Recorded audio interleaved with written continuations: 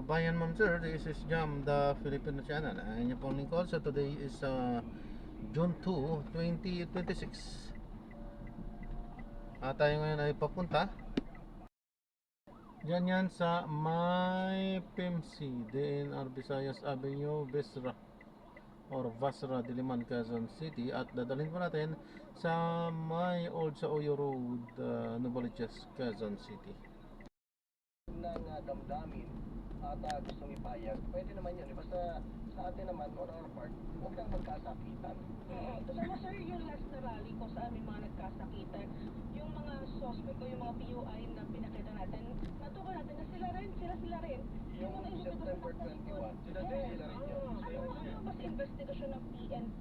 As the way, parang may grabe ba na grupo na talaga sila yung accountability, di ba? Doon sa mismo. Alam mo, may na-file na yung nasa usaping korte na may na-file na yung ating Manila Police Division ng grupo na leadership ni General Arnold Santiago. Na-identify lang kung anong mga grupo yun. Kasi sir, parang accountability din. Kumbaga, pulisin nyo rin yung mga nasa hanay ninyo, di ba? Kaya siguro kasama na rin sa reminders natin doon sa pag-rally na pag nag-ano kayo ng rally, tweet na kaya nyo ring gampanan at i-police nyo yung mga kasamahan nyo rin. Kontrolin nyo rin, di ba? Kumbaga, responsibilidad nyo yan, sir. Di ba? Anyway, Similar nila yun.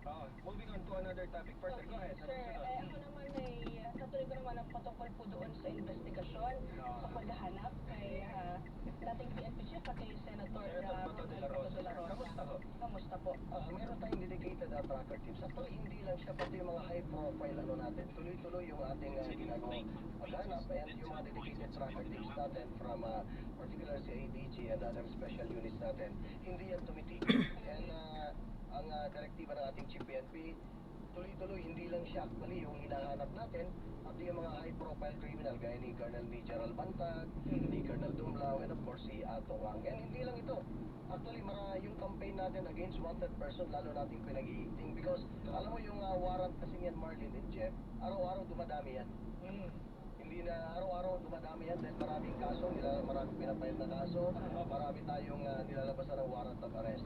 And sa atin, sa PO Department of the PNP, lahat na pending warrant ang direktiba ng ating Chief PNP.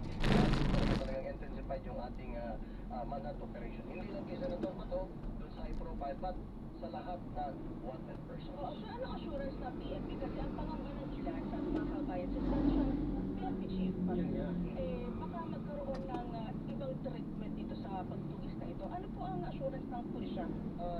Napakaliwanag ng direktiba. Sa ating kasi clear tayo eh. Basta kahit sino man yan, basta may warrant of arrest siya na pending, kailangan natin ipatupad kung ano man yung naayon sa batas.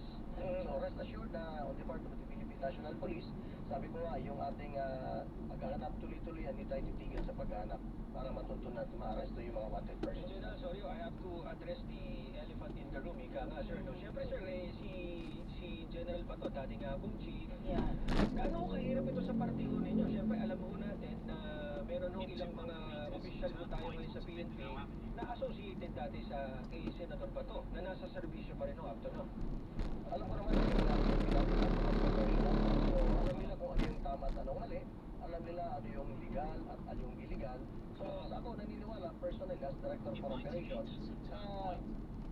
tuloy-tuloy pagpapatupad natin kung ano man yung kung nasaan man siya at makita natin, talagang uhuhulihin natin. Yun naman ang assurance natin sa kanila. General, para ho ba yung kami dito sa media, halimbawa may kamag-anak kaming tatakbo, yung ano bang may declaration ho kami, halimbawa pag-eleksyon, i-declare nyo na rito sino ang mga kamag-anak niyang tatakbo, hindi mo namin sila pwedeng i-cover. Parang gano'n din ba sa PNP? Parang sinong dating mga associated si Senator Bato, kung kayo nandito sa ganitong unit, ay umalis muna kayo dyan. Dahil of course, internally, iniingatan din natin yung ganung mga sitwasyon. That's why we created a dedicated team talaga purposely para arrestuin lang talaga siya. Ano ang definition ng team na to, sir? Of course, piling-pili naman ito. Piling-pili. Meron tayo sa PNP kasi meron tayo mga special police na kung saan pagkuha internally. Siyempre, alam mo naman kung alam mong medyo associated pag kaya napakalipas. Kaya tayo mismo, meron talaga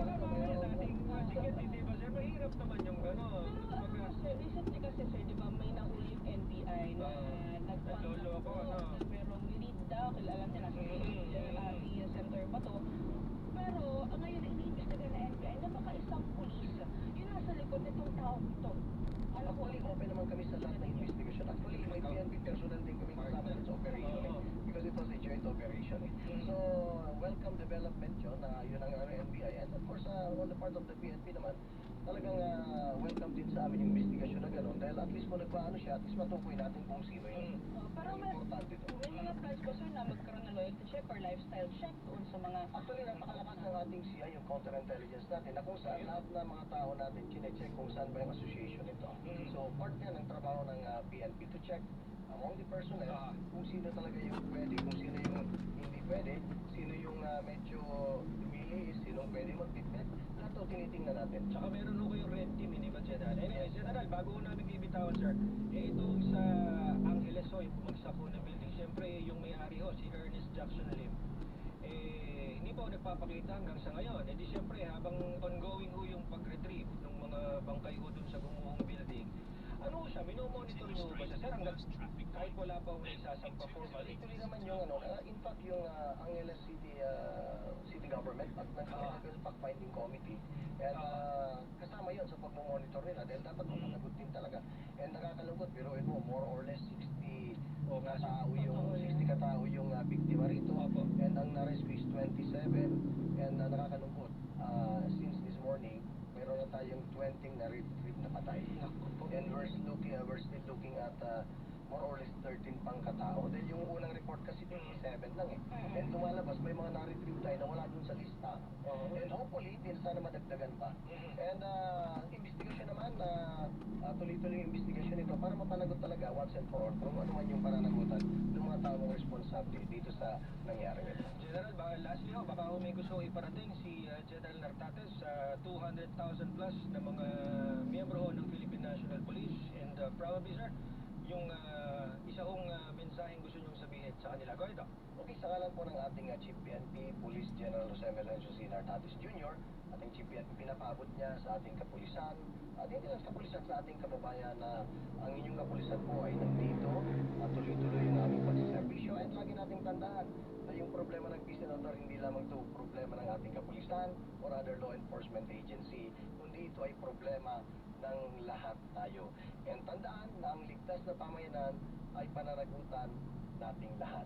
So sa ngalan po ulit ng ating Chief PNP, maraming salamat Jeff and Marlene sa pagkakataong ito. Kami po ang bagong PNP para sa bagong Pilipinas.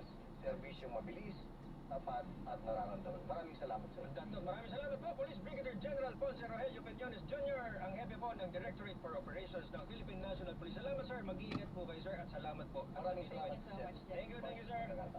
TTTCMM Numero 1 sa aksyon. Kita nyo ha? Laging wala nga Sayang first anniversary. Kaso, First anniversary. Sayang, wala yung limited oras. ang oras. Marami pa tayo sana pwede itanong kay General Peñones. Bukas. Nakitang-kita naman natin first. Kayang-kaya, di ba? One week celebration bukas, sir. Diba? Sir, babatiin na namin kayo. Kami na mauna. Bagamat alam naman namin walang ibang pupuntahan, sir. Maraming salamat po ulit. Incoming Major General Ponce Rogelio Peñones. Congratulations. Lalapag ang ikalawang star. Well deserved, sir. Well Maraming deserved. salamat. Thank you, sir. Huwag po kayong magsasawa, sir, sa ulitin. Thank you. Anyway, wala na po kaming oras, mga kapamilya ka serbisyo. Maraming salamat po sa tumutok dito sa programa. Happy anniversary po sa lahat ng staff. Happy Sa anniversary, Spot sir. Report Daily. Thank you sa inyo, ha. Guys. Hindi na namin kayo may isa-isa, pero muli po, ako po, Jeff Caparas. Ako naman si Radyo Patrol Marlene Padierno. Sa Spot Report. Una ang seguridad ninyo. Ayan na, ingat kayo kapamilya, saan mo kayo naroon. Bye! Happy anniversary! Iyon, ha.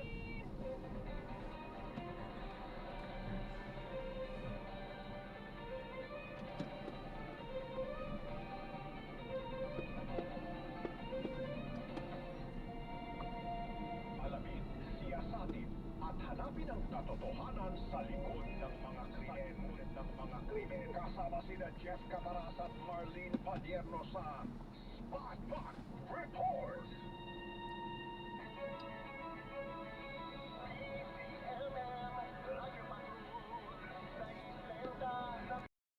So na-drop na natin sila. Maraming salamat po sa panonood hanggang sa muli po. Ingat. God bless.